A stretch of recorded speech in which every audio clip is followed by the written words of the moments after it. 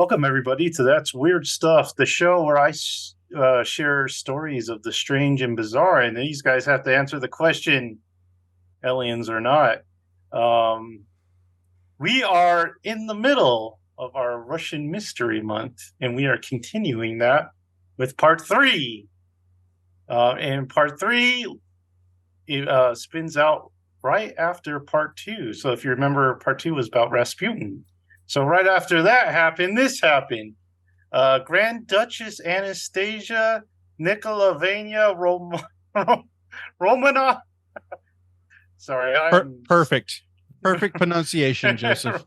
Couldn't have done it better if you didn't live in Moscow. I know. I'm gonna butcher the next two. Like the next one, I have a lot of Russian words to say, so that one's gonna get butchered too. Okay, so Anastasia was born the fourth daughter of Tsar Nicholas II and Tsarina Alexandra, named after a 4th century martyr. Anastasia was the Greek name meaning of the resurrection. Anastasia was known as being an energetic, mischievous, and bright child, and she was close to her older sister Maria. Like the rest of her siblings, she was fond of the mystic Rasputin and was visibly shaken after his death. At the beginning of World War I, Anastasia and her sisters would visit wounded soldiers in the hospital. In 1917, Anastasia and her family were placed under house arrest by the rising Bolshevik Party.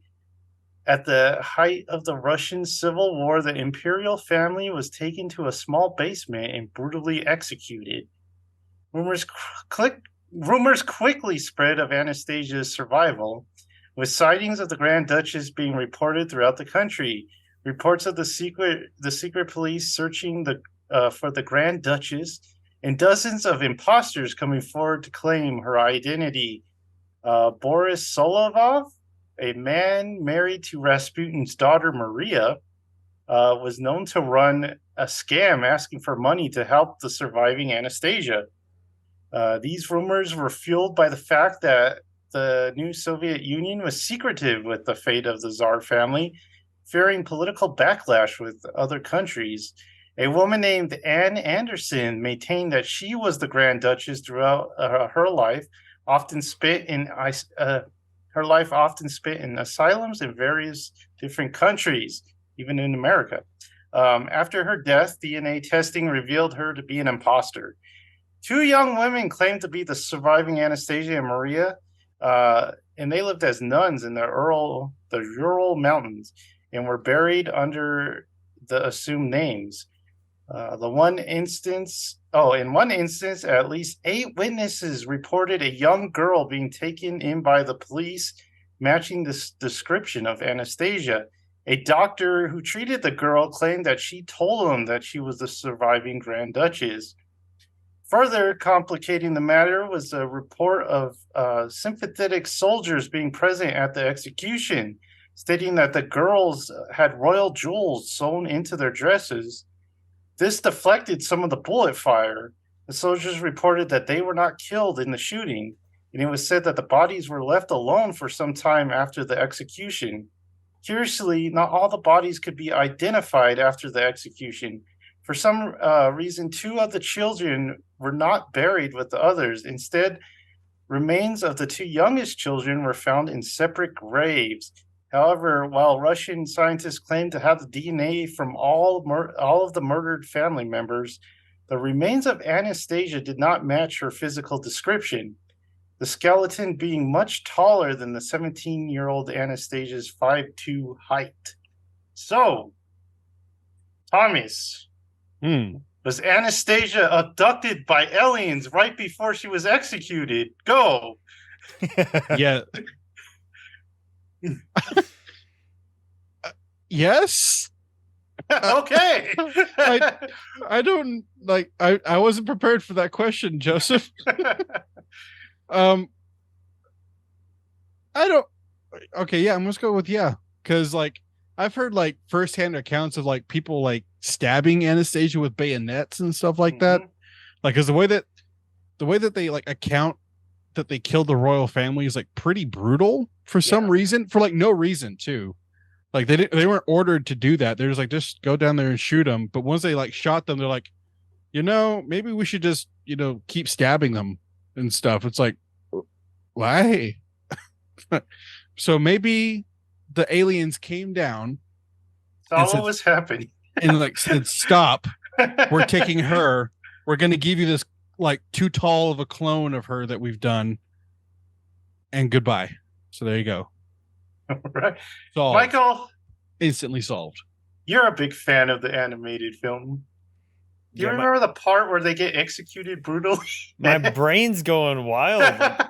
Where did that animated film story come from? Who pieced together that Rasputin came back and abducted green bats and made the green bat aliens attack the family, and then she was like, when does this? Because it seemed like from what you read that Anastasia was around a lot longer than in the animated film. Because in the animated film, she's gone when she's like a baby, and then didn't come back till way later on. And then they all live happily ever after with John Cusack. But as one does, But that's crazy. The weird that's I always found it interesting. I didn't realize, because I didn't know anything about her story, but I always found it interesting the initial beginning to the film of how they're looking for Anastasia, and by the end the aunt won't believe that it's Anastasia when she actually comes up to her. She's like, yes, you have no idea how many good actresses I've seen or whatever. So to hear the actual story of them, people going to the grave with the name Anastasia and actually not being them, that's crazy. I don't know. It frustrates me though, because this is so interesting, but we're never gonna know the answer. That pisses me off. I want to know what actually happened. That's annoying. But I guess we'll just have to go with Thomas's alien answer though. There is a really good book called The Russian Revolution that goes into more detail about that. But that's the thing, is that there's so many conflicting accounts of what happened, because the soldiers or whatever that they that carried out the deed, or supposedly carried out the deed, a lot of their stories don't line up exactly, but there's enough shared details. People are like, oh, I think this is what happened, but it's still did it happen that way? Right? You sure?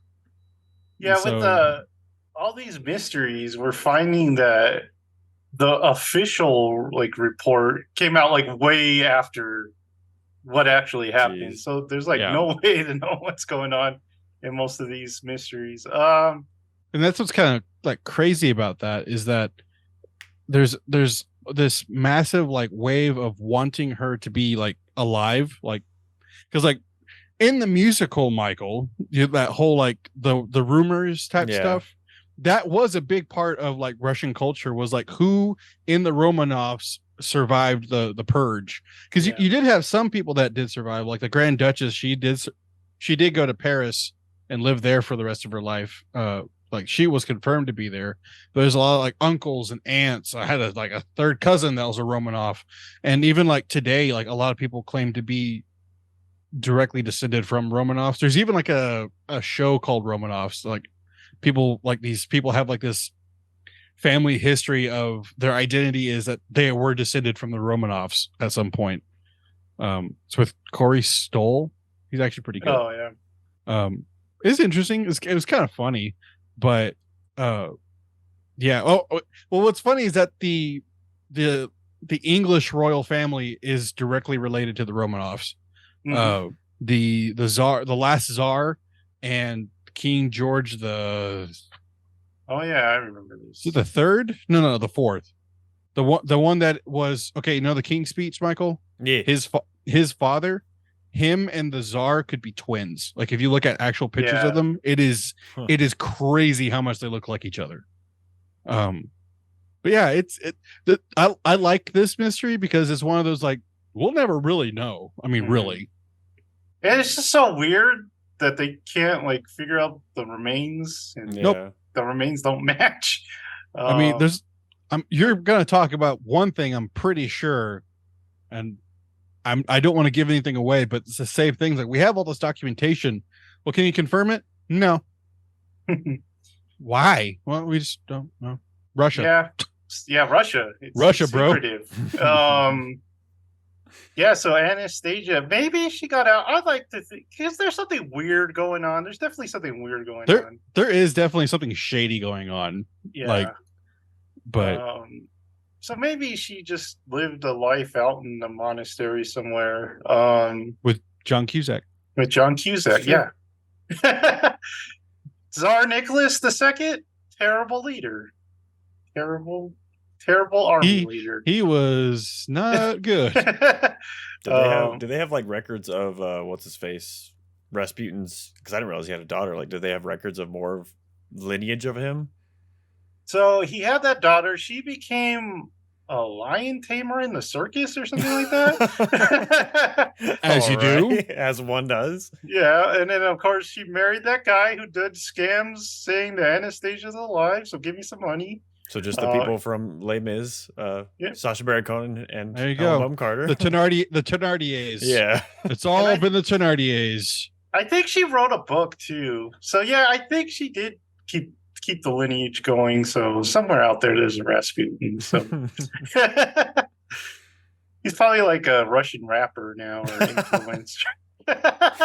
TikTok guy. Yeah. All right, so that's going to do it for our third Russian mystery. Join us next time and we will discuss our fourth Russian mystery.